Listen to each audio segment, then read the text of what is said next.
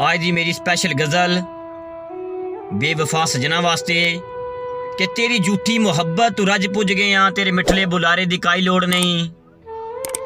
जग ते अल्लाह सवा कोई किसी दा भी नहीं, तेरे वक्ती सहारे दी काई लोड़ नहीं।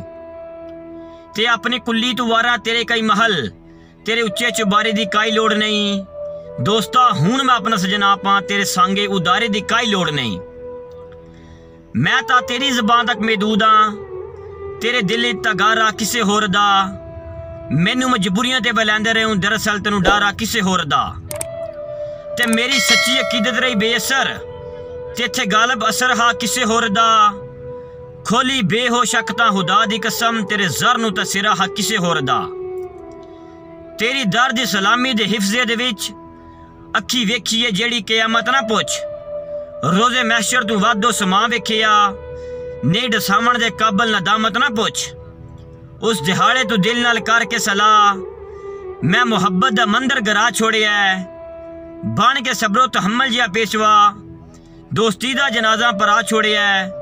अपने हथी में गैरत जरनल तू, अपनी हथी में गैरत जरनल तू, तेरी यादां दा लश्कर मरा छोड़िया। गुजरे विले दा नक्शा मिटा छोड़िया। ओए तेनू बला छोड़िया, बस बुला छोड़िया, हुण बला छोड़िया।